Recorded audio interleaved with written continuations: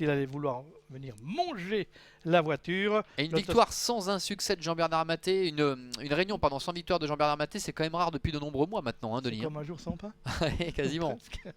Et les voilà qui vont s'élancer dans cette compétition, le prix de Yonkers Raceway. On est bien parti avec un géant d'amour numéro 3. On est repris quelque peu avec Vlatimaro qui se retrouve toutefois aux avant-postes car il a été l'auteur d'un bon départ. On a vu que les autres concurrents avaient un peu repris car il voulait certainement laisser un géant d'amour animer les débats. Et c'est le partenaire de Jean-Bernard Maté qui entre en tête dans le premier virage. Oui, et à la dernière place pour l'instant, Cachemire and Caviar avec le numéro 3, un géant d'amour qui effectue sa rentrée. On n'a pas revu en piste depuis le mois de septembre. En deuxième position, numéro 6, Vlatimaro avec le numéro 1, Sergent de Cerise. Il est invaincu ici à Vanches en 2 tentatives. Rébu profite de la corde pour refaire pas mal de terrain. Il y a du rythme dans cette course avec le numéro 5, Solerino, qui patiente en 5e position. Il n'y a pas de temps mort, on n'amuse pas le terrain. Jean-Bernard Maté, un géant d'amour, numéro 3 qui fait du train.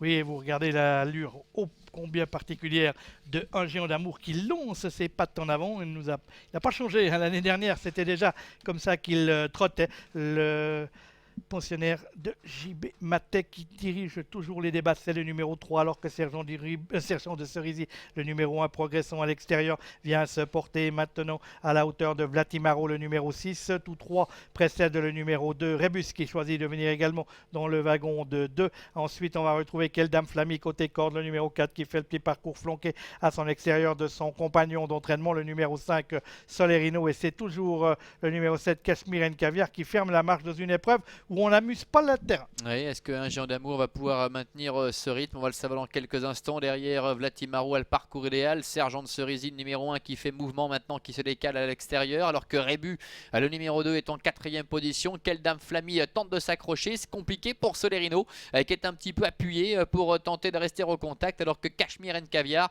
est toujours en dernière position. Jean-Bernard Maté qui vient de jeter un petit coup d'œil sur sa droite. Il aperçoit le numéro 1, Sergent de Cerisy, qui vient à sa hauteur sans être véritablement capable de l'inquiéter pour l'instant. Vlatimaro est toujours là dans le sillage de un géant d'amour et Rébu se rapproche avec Marcel Imbert. Oui, Marcel Imbert a choisi de revenir maintenant à la charge côté extérieur derrière Sergent de Cerisy numéro 1, alors qu'un géant d'amour, le numéro 3, dirige toujours les opérations dans son sillage de 6, Vlatimaro, qui semble avoir des ressources, excusez-moi, avec également Keldam Flamy numéro 4 qui tient bien sa partie et Rébus qui essaye de sortir maintenant avec Marcel Imbert. Sergent de Cerisy est en 3e pour pénétrer dans la ligne droite. Le fils de Gigant Neo, le numéro 3, un géant d'amour qui tente de repartir. Attention à Rébu qui est lancé maintenant par Marcel Imbert qui refait un terrain considérable. Vlatimaro ne semble pas capable de passer la vitesse supérieure avec à l'extérieur. Rébu maintenant le numéro 2 qui accentue la pression face à un géant d'amour qui tente de repartir pour sa rentrée. Un géant d'amour, Rébu au bot-à-bot pour la victoire à 100 mètres de l'arrivée. Un géant d'amour face à Rébu. Un géant d'amour qui repart en dedans face à l'attaque de Rébu.